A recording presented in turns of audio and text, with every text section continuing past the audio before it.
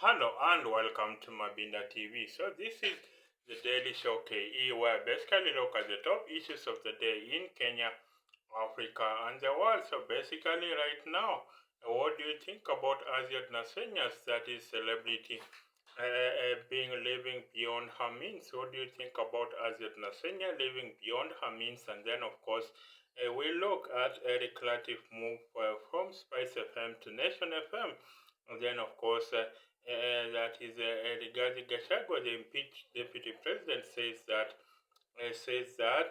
President Ruto has no moral authority to talk about corruption. So why then I will be looking at why are the M23 rebels in DR Congo keen on insurgency? Then of course top moves to merge US aid with the State Department. That is top moves to merge US aid with the State Department. So what will that is Donald Trump? What will Donald Trump do to the State Department? What will Donald Trump do to the State Department? What would be the legacy of the Trump presidency? What will be the legacy of the Trump presidency? So of course, I will be looking at basically what will that is Aziad Nasenya. Aziad Nasenya basically is living beyond her means. So what does that mean? Basically, I think she works at Sound City. So how much does he get from Sound City? Maybe about 400,000 shillings. Then of course she has maybe one or two brand endorsements. That's another 400,000 shillings. And then of course her own corporate MC gigs, maybe another 400,000 shillings. So that's about 1.2 million shillings. So why is she not, that is, why is she not basically living within her means? That's about 1.2 million shillings. And that's the danger about social media, that it makes you think that everyone else is doing better than yourself. No one posts their bad day on social media, really. No one posts their bad day on social media. Everyone is posting on how they are having a good time. Everyone is posting on how they are having a good time. So basically, I think social media is just about scrolling and scrolling. It is about selling us seven-figure lifestyles, and that's why I think social media then sometimes is the reason why mental health issues among the young people is a growing menace. That is mental health issues among the young people, among the young is a growing menace, because they're constantly comparing their lives to each other, and basically that's why. So I'm going to a fancy hotel, so I take a picture in front of the hotel with the menu. I'm moving houses to a high-end apartment. Then I take picture. I bought a car. Maybe it's just a car I had. I bought a car. So you take that picture, then you post it on Instagram. And then of course you again maybe you had Sarah Imani saying that basically she was you had Sarah Imani saying that basically she was that is she left that ring engagement ring, she left that engagement ring on the door, that she never that is basically that she never basically went with that thing that she had from Caliph Cairo. Of course, Caliph Cairo is embroiled in another scandal altogether. So basically, I think that's just about the fake social media lifestyles that we have. That it is basically just about impressing people. It is basically just about impressing people. Why don't we live within our means? And of course, that puts pressure on the young. That puts pressure on the young to think that everyone is doing better than them, and then they resort to all sorts of maneuvers in order to be able to that is get a basic look at their friends. So they think that their friends are doing better than them. So maybe that's why Aziad Nasenya, remember Aziad Nasenya came to the limelight through the Utawezana song. That's the song that brought Aziad Nasenya to the limelight, Utawezana, and basically she is the most famous TikToker in Kenya. So the most famous TikToker. Maybe it's time that TikTok had also some kind of a revenue sharing model. Maybe it's time that TikTok had some form of revenue sharing model and basically came to the limelight on how they will be able to on how that is basically they will be able to share out revenues. I think maybe TikTok needs to reward the Kenyan creators because they are creating a lot of content, and basically some people are on YouTube and also creating content on TikTok, but then they haven't quite so then they haven't quite created content. They have transferred content from YouTube to TikTok. So basically, that's why they are able to make some money. I think in the US, you had a lot of businesses coming on board and telling Donald Trump that TikTok helps us to make money.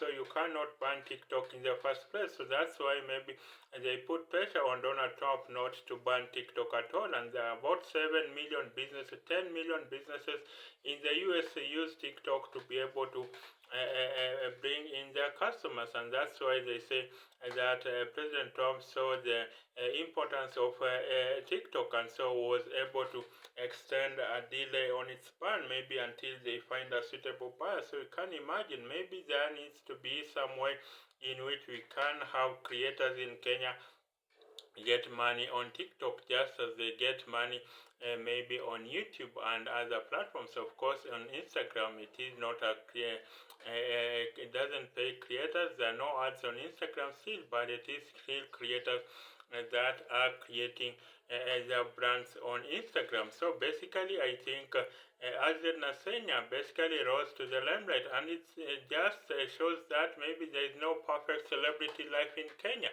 Maybe there is no perfect celebrity life in Kenya. Basically, is there a true celebrity in Kenya who lives that seven-figure lifestyle?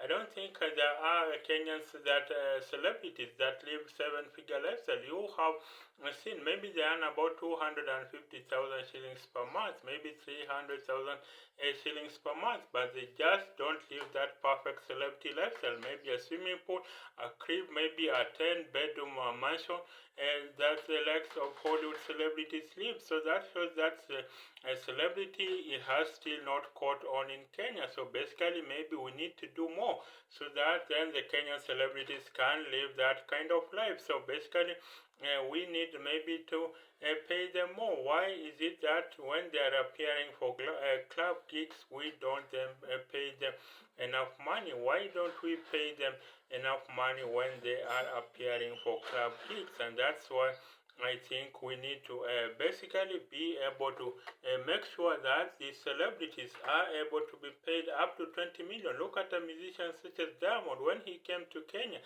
he didn't perform, but he was paid 20 million shillings. That's the money that Diamond was paid, while maybe Willie Paul was paid only 1 million shillings, maybe even 500,000 only as appearance fee. So that's how you package yourself. That's how these celebrities from Kenya have packaged themselves, and that's why we need more branding on the part of the Kenyan celebrities. Release more international music. There is no music from Kenya that has gone international that you say can command a full stadium in Los Angeles. Maybe like the likes of Burna Boy, Wizkid, or maybe Davido, or even Diamond Platinums on the other end. That's why then I think there needs to be concerted effort in order to have Burna Boy, Wizkid, Burna Boy, and the video. We reach those kind of lifestyles. That's how we'll be able to.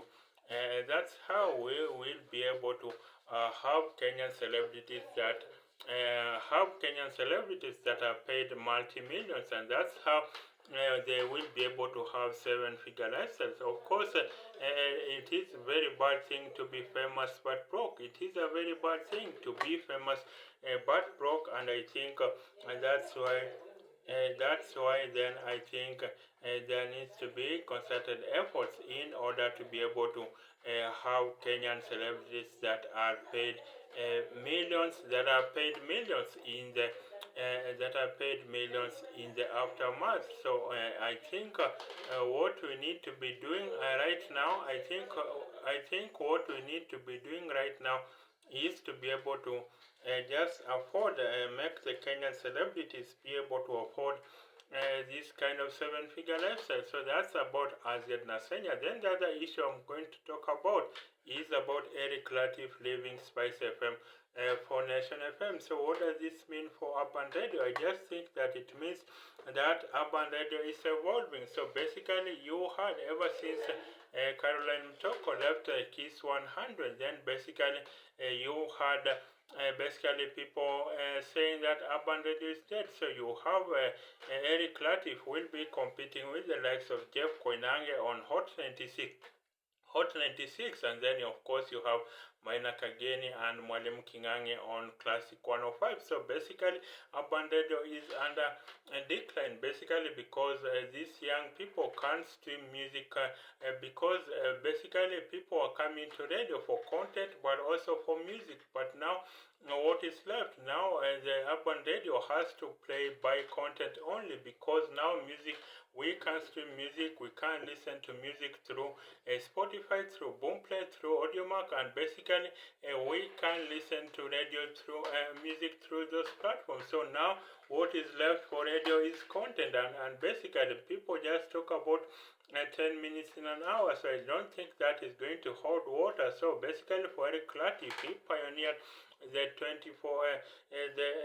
4-hour talk show in Kenya, and I think it is not, he was not the first one. I think Nation tried that concept in 2016, but as they say, every great idea, what matters is not a great idea per se, but its execution. So basically I don't think it was executed well enough, and so I think that's why then they had to close down Nation FM in 2016 and wait until 2021 in order to be able to relaunch Nation FM. So now they are bringing in Eric Latif. Of course, they had his other co-hosts, that is Ndu Oko and CT Munga. So what is wrong with Standard Media Group? Maybe there is delay in payment of salaries. Maybe there is delay. There is low salaries, but they need to be paid their fair due. So basically, Standard Media Group is struggling in financial crisis, and that's why we need the Moy family-owned Standard Media Group is undergoing a lot of stress. So basically, that shows you in Kenya, if you are out of political power, then you don't have much of a leeway. So basically, the Moy owned that is the Moy family owned Standard Media Group is not having some good time. So that's it about Eric Latif making a move to Nation FM from Spice FM. So then another issue we'll be looking at, Rigathi Gachagua, the impeached deputy president, says that basically right now that President Ruto has no moral authority to talk about corruption. So basically corruption stings to high heavens in this government. Can Ruto fight corruption? So basically, can he fight corruption? Is he one of them? Has the fish rotten from the head? Is the fish rotten from the head? That is what we need to ask. Basically, President William Ruto, when he was deputy president, he was accused of high-level corruption. So basically, is the fish rotten from the head? So basically, the impeached deputy president, Rigathi Gachagua, says that President Ruto has no moral authority to talk about corruption. So basically, if there was no corruption in Kenya, I think Kenya would be a $1.6 trillion economy, but people steal public money. They take it to their private bank accounts. That's what happens. People steal public money and they take it to their private bank accounts, and that's why you have Kenyans that have billions yet still looking for jobs in the cabinet. You have William Kabogo, what about 2.04 billion shillings, but is going to look for a cabinet level job. So what does he need that job for except to protect his wealth and maybe to add some more ill-gotten wealth? That is William Kabogo. You had that is alias Joho is worth about 2.03 billion shillings. So why is he looking for a job in the cabinet in the first place, if not just to protect his wealth and gain some more ill-gotten wealth? So that's about alias Joho. Then another one, that is Salem Dawadi. He is worth about 4.4 billion shillings. So basically, what does he need a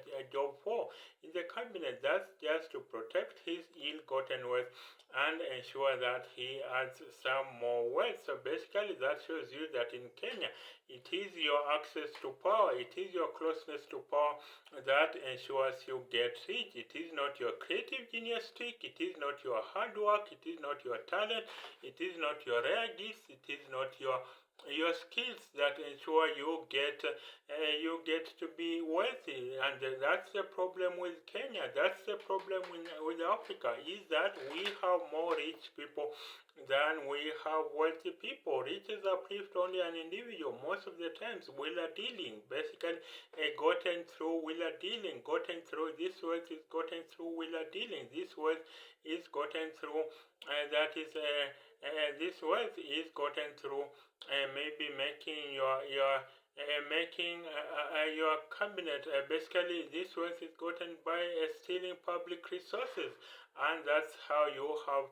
We have more rich people than wealthy people, and that's how you have a person that is worth billions yet has not invented a single product or a single service. So basically, has not invented a product, has not invented a service, but is worth billions. You get someone that does not have a company. If you want to make money, then go and start a factory, go and start a supermarket, go and start a juice making company, maybe go and start a drug making company. That's how you get to make your business, because you provide services to the people and then they buy your product and then you get to become wealthy in the process. So basically, even as we teach our kids the propensity to save and the propensity to invest, but that is only for the middle class kids. But we very well know that that propensity to save and propensity to invest is only for the middle class kids. But the rich ones, they will just steal public money, and that's how we will be able to. They will just steal public money, and that's how we will be able to know that that's how people get wealthy in this country, in this Africa. That's how people get wealthy. People do not invent products. People do not invent services. So then you have these people basically being close to government, and that is how they are able to make their money. So that's how a fraud of a capitalist system we have. What we have is crony capitalism, that is making money by being close to power, not by your creative genius trick, not by your hard work, not by your talent, not by your rare skills or by your rare gifts. And that's why we have people that have no jobs. That is why there are no jobs post-graduation, because we are not creating wealth. We are not creating wealth and the attendant jobs. Basically, people have what we call jobless growth. Basically, there is economic growth, but it is flowing only to a few hands. There is what we call jobless growth, and that is why a country such as Kenya is not a $1.6 trillion economy. And you find that we were in the same level of development as countries such as Singapore, Malaysia, South Korea, Thailand, the so-called Asian tigers, but then we are not able to grow. We are not able to grow as them. And if we are not able to grow as them, then basically we will. Then they came to borrow their manifestos from us. That is how you can be sure that these countries came to borrow their manifestos from us, and that is why they then worked on that manifesto, and that is how they became wealthy and prosperous. And I think that is just not the way to go about it. We need to lay the groundwork. How we need to fund maybe business ideas. Why are we not funding business ideas? That is where the growth of Kenya will come from. That is where the growth of Africa will come from. If we fund business ideas, not just these people coming in and stealing money. If we had venture capital funds, let's say just fund businesses that are able to have venture capital, maybe have someone with an idea, because when you have an idea, basically a bank will want to look at your cash flow. But I think an idea that you've just colored on a flash disk, taken to a bank, maybe that's something that venture capital will fund, and that's how we will be able to fund businesses that are at the idea stage. And so when we fund that businesses for venture capital in exchange for share ownership, in exchange for equity, that's how the businesses are able to be funded. That's how Google was formed. That's how Microsoft was formed. That's how Yahoo was formed. That's how Facebook and Meta was formed. That's how Uber was formed. So basically, we need to be able to create the right kind of companies in order to ensure that wealth is created through venture capital, not through political stealing. That is not wealth at all. That is just riches. That is stealing from the public. You don't create wealth. Politicians don't create wealth. I don't know where we came with this notion that for you to get rich, you have to go in politics. That is not a very long-sighted notion. Look at the United States. The richest people are people such as Bill Gates, people such as Elon Musk. Elon Musk with Tesla. You have Elon Musk has invested in Tesla, has invested in X, has invested in SpaceX. So that is his investment. So you can't track his investments all the way from PayPal, those days of PayPal. And you have Bill Gates with Microsoft. You have Mark Zuckerberg with Facebook. You have Jerry Yang with Yahoo. You have the other billionaires. You have maybe Larry Ellison with Oracle. So this is how you get people. This is how you get people to be investing in ideas that are companies. That is how you create wealth for a society. You don't create wealth by going into politics. Who told our people that politics is an avenue to make money? And this is why our ideas are lopsided, and basically people are going to politics to steal our money. This is why I don't follow Kenyan politics so much, because these are people that went to politics in order they might steal that money and be able to grow rich. And so when they stash that wealth abroad, and then they take it to safe tax havens in such Scandinavian countries, maybe in Sweden, maybe in Finland. So basically, that is how they get to grow their wealth, and that is something that we must be able to debate. That is something that we must be able to look through. That is, politics is not an avenue to make money. Corruption stinks to high heavens. Politics is not an avenue to make money. So why is it that our politicians are our richest people? That's the curse we have in Africa. In fact, we should be making politics to be pro bono. That's how we should be doing it. We should be making politics to be pro bono. How people have their day jobs, and then they can in the evening they meet and decide on the budget. That's how it's done in Sweden, in Finland. That's how it's done. A presidential motorcade in such countries as just 3 vehicles. Not our people. These people that just steal and vomit on our shoes. May they rot hell in hell. These people that just steal and vomit in our shoes, and basically they have nothing to be able to offer us. And so that is why I think we need to be able to look at our system, that is remove money from politics, That is how we will be able to grow our economies. That is how we will be able to regain our country. That is how we will be able to have people that have the highest of ideas. We don't even look at ideas when we are elevating people to political seats. We don't look at the ideology. We just look at their transmit. We just look at their surname. That's why the difference between the ruling party and the opposition party in Africa is not in how the difference between the ruling party and the opposition party in Africa is not in ideology. It is in how it is in the tribal surname. Basically, where does this candidate come from? It is in the tribe and region where they draw their support from. That is how you will be able to find that these people really are differentiated by tribalism. That's why elections are tumultuous times in Africa. In Kenya, elections are tumultuous times because that is the time when you want to find these people. But basically, this is the time when you want to find these people that they have.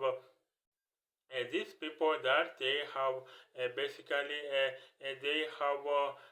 they have sold us out because they think that by fighting to get political seats, then they say that this tribe supports me, so basically I have to become president. This tribe B supports the opposite candidate, so they go to war. So I think that is why we don't have politics that is about issues. If we had issue-oriented politics, then the professional groups will be able to have their own candidate. We don't even have the labor unions endorsing our presidential candidate because it is about tribe, and that is why then you don't have, and then the business community don't endorse a candidate because it is about enterprise, and that is why I say that there needs to be concerted efforts in order that we may have a politics that is based on issues, politics that is based in ideology. We just need 2 or 3 parties, 2 parties in every African country, a left of center party that is about equality of opportunity,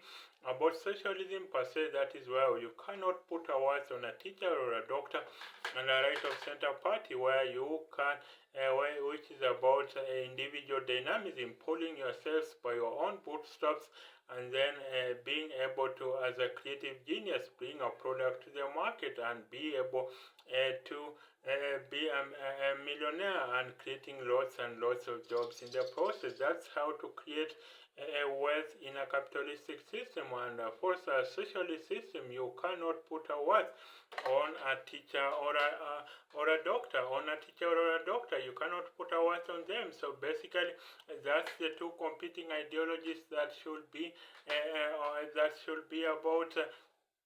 That is creating the right kind of political system in the process. So you have in Japan, what do the corrupt do in Japan? The corrupt in Japan commit suicide because of the shame they have caused society. What happens to the corrupt in China? The corrupt in China are shot by the firing squad because of they're shot by the firing squad because they have stolen from society.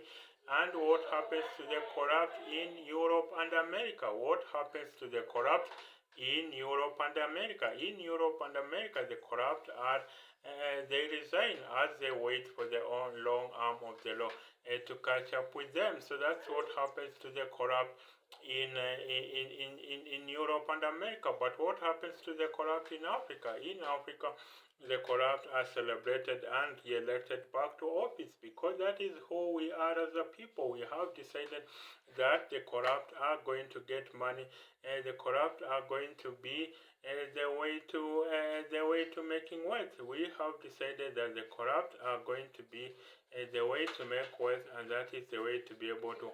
And then these people just flaunt that wealth on ourselves. We go and re-elect them. Look at the way a chicken stealer, the person who steals the chicken and the person who steals the bicycle, what do?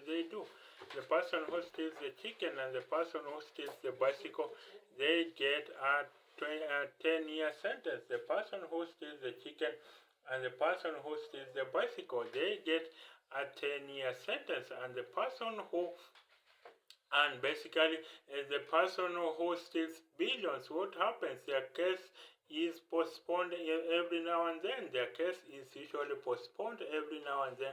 as they looked as a means, as they basically find a way to be able to evade justice. So basically, they say in Africa, why hire a lawyer when you can buy the judge? If you can buy the judge, so why hire a lawyer? Then you don't need to hire a lawyer at all, and that is why corruption stinks to high heavens, because we have not had system.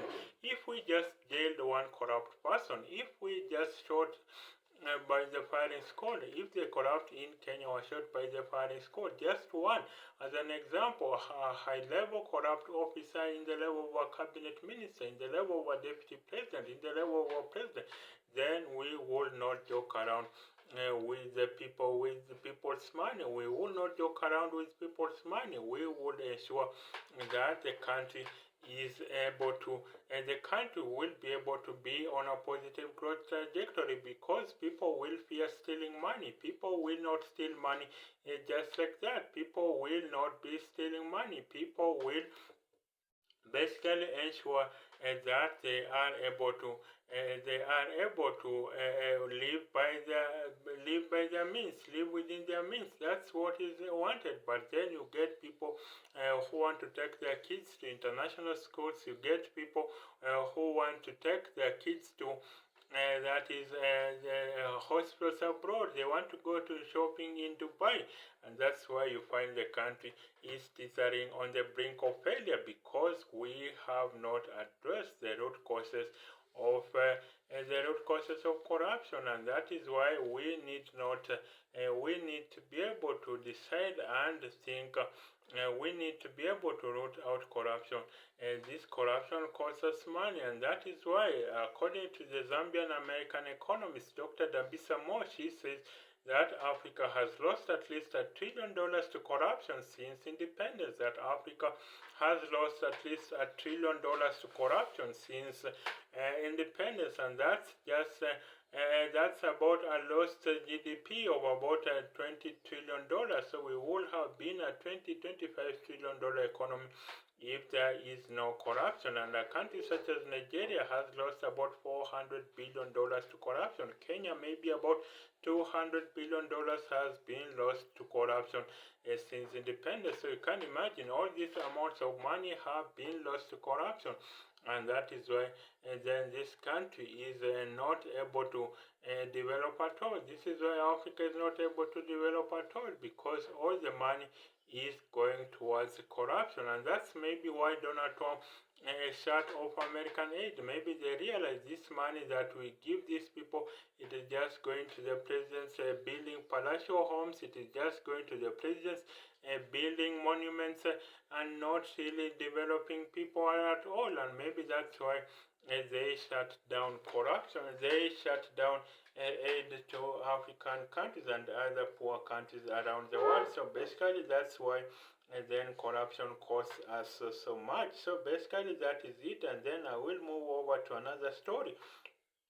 We'll move over to another story. Why are the 20 why is there insurgency in Eastern DR Congo? Why is there insurgency in Eastern DR Congo? It has to do with the minerals. People, the country, DR Congo is the size of Western Europe. So basically, it has to do with minerals that are being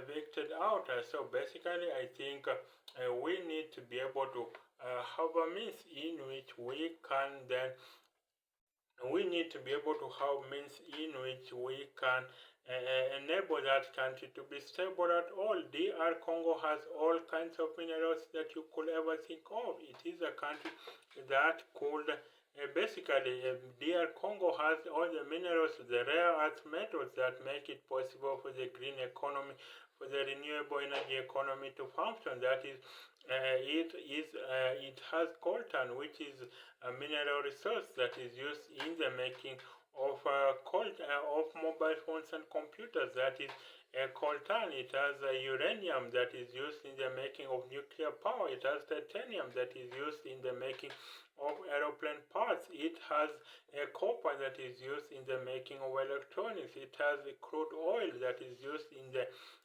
refinery of petroleum products. It has cotton that is used in the making of that is designer clothes. It has all these minerals, gold and jewelry, or gold and diamonds for the making of jewelry. So basically, that shows you this country, DR Congo, according to the CIA fact book, has a mineral worth potential of at least $30 trillion. But that's only if it converts these minerals, it value adds. That's how it can be a $30 trillion economy. So that could make it the richest country in the world. But basically, it is not able to do so. Why? Because the country basically has no peace at all. It is not able to have to be governable. It has no peace at all. It is led by corrupt leaders who are stooges of the West, who are stooges of France, stooges of Belgium, stooges of the United States. Of course,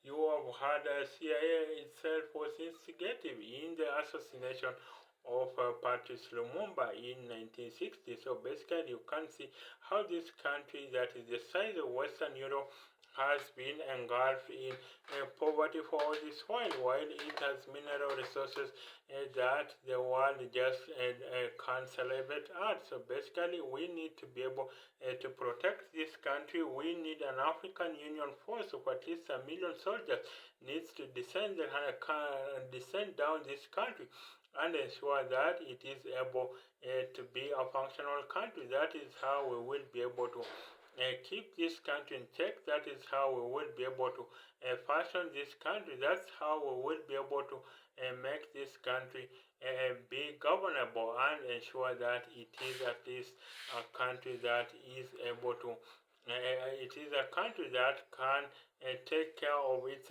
can value add its mineral resources so that then it becomes a $30 trillion economy. Of course, just imagine if DR Congo is worth $30 trillion, then how much is Africa worth? Africa could be worth just about $500 trillion. That's the kind of wealth we are sitting on, and basically, if we don't do something about it, then these outsiders will just take our minerals. Africa does not need to lean neither to the West with its 600-year subjugation of Africa, nor does it need to lean to China with its 600 with its depth of diplomacy. Africa needs to lean inwards to itself. That is how we are able to be able. We are. That's how we can have an Africa that truly functions from the outset. So that's about DR Congo, basically looking at the insurgency by the M23 rebels. Of course, the neighboring president, Rwandan President Paul Kagame, has been accused of fueling some of that insurgency, but of course, yes, that is the witch hunt from France and Belgium and the United States. So that's it about DR Congo and having mineral resources that the world can only dream of. So that's about DR Congo. And then, of course, Donald Trump. What does his presidency portend for Africa? What does the presidency of Donald Trump portend for Africa, or maybe even for black people around the world? So basically, Trump has called Africa very uncharacteristic names. I don't deny maybe the Democrats overdid themselves in ruining the American prospects. Maybe they let in illegal immigrants in far greater numbers that would have been acceptable. But then, what is the prospect of Africa under Donald Trump? I don't think Africa holds a lot of sway in Donald Trump's mind. I don't think he believes in the potential of black people. I don't think Donald Trump believes in the potential of Africa. And so basically, Africa will be a footnote in America's foreign policy. Of course, remember that part of the rise of Donald Trump was how dare America elect a black president. So part of the rise of Donald Trump is white anger backlash on how dare America elect a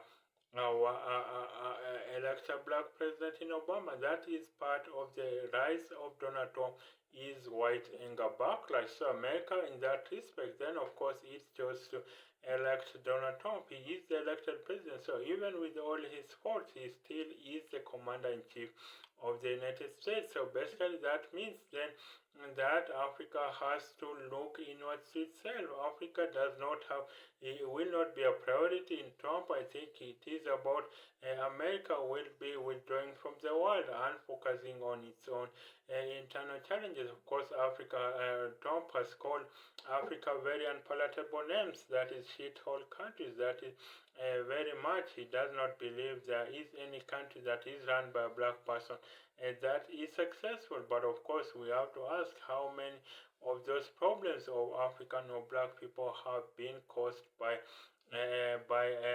Trump himself and whites in general. So basically, remember, whereas America is welcoming of immigrants from all over the world, whereas America is constantly renewed by immigrants, but that America was purposely made to be a European satellite state. That is, whereas America is welcoming of immigrants from all over the world, whereas America is constantly renewed by immigrants, remember but that America was purposely made to be a European satellite state. So that means America is about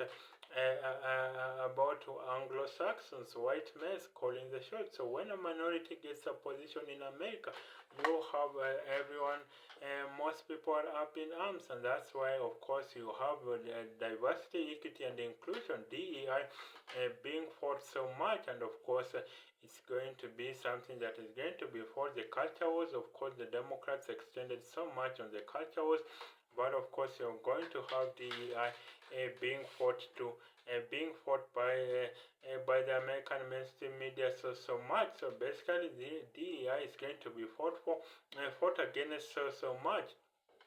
But then, of course, that is just about basically how America is functioning, and I think right now, basically the thing is that Africa is has just to look at itself. Remember, America, of course, was founded on the backs of African slaves and the near extermination of Native Americans. Of course, those are the twin sins, original sins of America. But of course, it seems the country will never move over past that original sin. So that's it for now.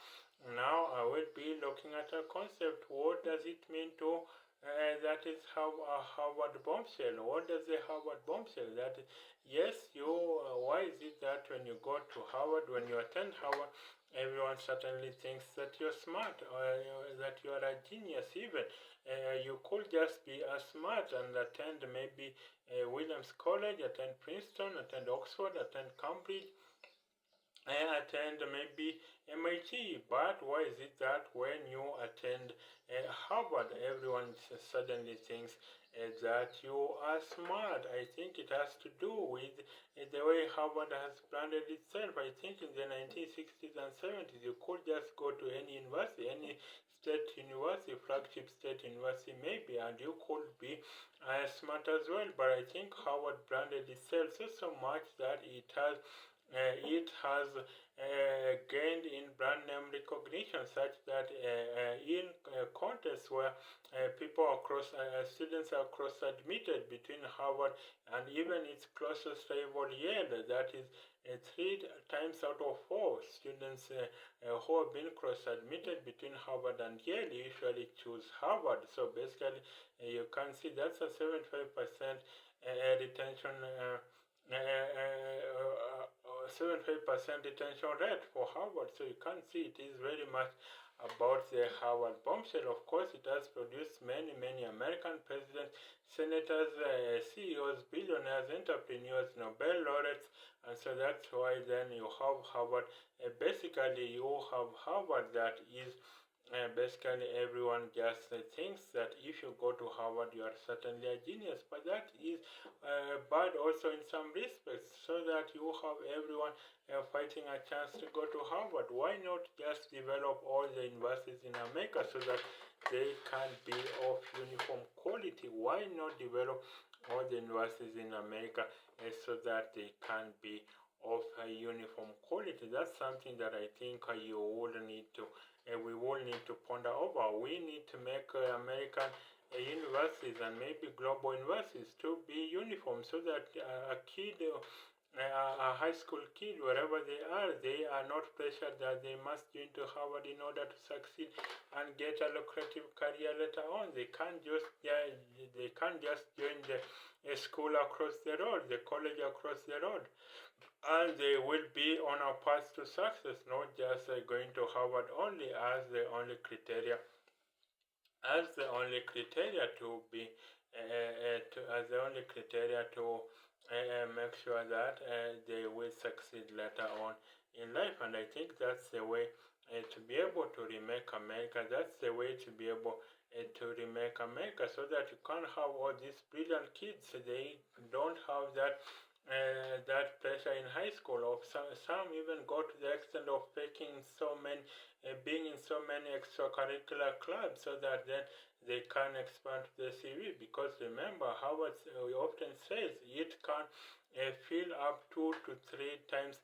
It can fill up its class by 2 to 3 times, and it could fill its class by 2 to 3 times with rejected students, and the class will just be as stellar. So you can imagine. So for Harvard, they reason that basically you have to have something that sets you apart, an it factor, an X factor. And so for many students, that's about the extracurricular activity, because there is only so much you can compete on academics. Because yes, of course, that's a given. You must be at least a straight A student or even a genius to be able to get a leg in. And then now what separates you apart is, what did you do outside class? Is it extracurricular activities? Were you good in sports? Were you good in chess? Were you good in maybe were you good in athletics? That's what sets you apart. Or maybe did you start a business in high school? Maybe that is attracted venture capital funding. So that's what makes Harvard University so surprised. But we hope that there will be more American colleges that will be at least of uniform quality. Of course, that's not to say anything of the Kenyan and African colleges. We need to elevate our colleges so that we don't have our top students,